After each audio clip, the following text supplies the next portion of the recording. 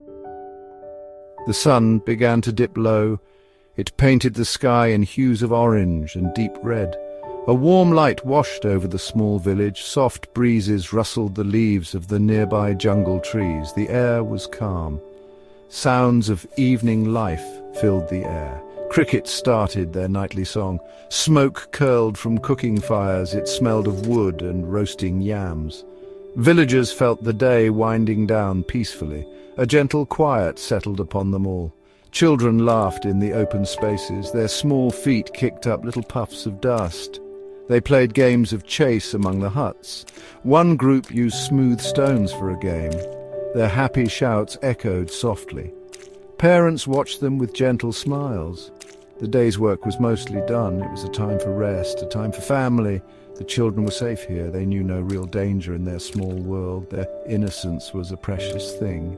Nearby, adults tended to quiet tasks. Some women stirred pots over open flames. The aroma of evening meals was inviting. Men sat together, mending fishing nets, or perhaps sharpening tools for the next day. Their voices were low, discussing the day or telling familiar stories. There was no hurry in their movements, just the steady rhythm of village life. A life lived close to the earth, a life of simple shared routines. A deep sense of community bound them. Smiles were easily exchanged. A shared look conveyed understanding. The village was an oasis of calm. It stood against the vast wild jungle. Here they were protected, or so they believed. The fading light brought a feeling of closure. Another day completed. Another night to rest under the familiar stars. They expected nothing to disturb this perfect peace. The evening was serene. Then something changed. A faint tremor ran through the earth, too small to cause alarm at first, just a slight vibration underfoot. The birds in the jungle suddenly went silent. An unnatural stillness fell. The villagers paused their activities. They looked at each other, a flicker of unease. What was that? The ground shivered again, this time stronger. The dogs began to whine, low in their throats. Fear was a cold touch. A sound ripped through the twilight. It was a roar, deep, powerful, unearthly. It was not the sound of any known animal. The ground shook violently with its force. Trees at the jungle's edge thrashed. Then it appeared. A colossal shadow detached itself from the dark tree line. It was impossibly large. Scales glinted in the dim light. A long neck craned its head high above the tallest huts. A dinosaur, towering, terrible. Its eyes burned like embers. Panic erupted. Screams tore the air. The peaceful scene shattered instantly. Villagers scrambled. They ran in all directions. Pure terror drove them. They sought shelter. But where was shelter from such a beast? The dinosaur took a step. The earth boomed. Its massive foot crushed a small garden. It roared again. The sound was deafening. It was a nightmare made real. The villagers had never known such fear. Their world had turned upside down in seconds. Dust filled the air, churned up by running feet and by the monster's movements. It swirled, choking, obscuring vision. Children cried out, their small voices sharp with terror. Many were separated from their parents in the chaos. They reached out small hands. They called for their mothers, for their fathers. They cried for help. Their desperate pleas were aimed towards the deep, dark jungle, hoping something, anything would hear them. The jungle was their only other known world. The children's cries echoed. They pierced the noise of the monster. They reached into the depths of the jungle. For a moment only the dinosaur's roars answered, and the sounds of human fear. Then another sound, a different sound. It came from deep within the trees, a low rumble like distant thunder. It grew louder, closer. Something else was moving, something big. The ground began to vibrate with a new rhythm, a steady, powerful beat. From the shadowy depths, a figure emerged. It was massive, an elephant larger than any they had seen. Its skin was like ancient bark. Its tusks were long and gleaming. Its eyes were old and wise, but now they held a fierce light. It saw the village, it saw the dinosaur, it heard the cries. The elephant let out a trumpeting call.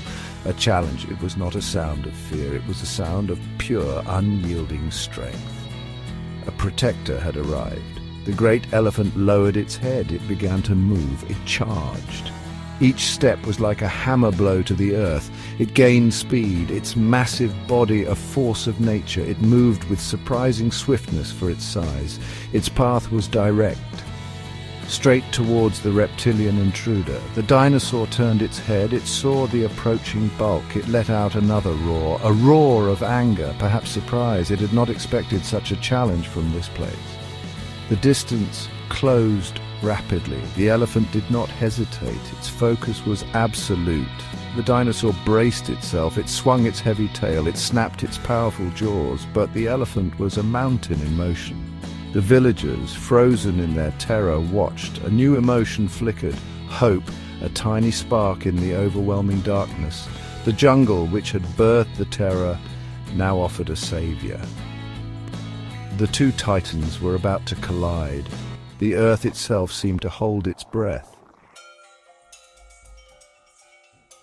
The elephant crashed into the dinosaur. The impact was tremendous. A shockwave rippled outwards. The elephant drove its long, sharp tusks forward. It aimed for the dinosaur's flank.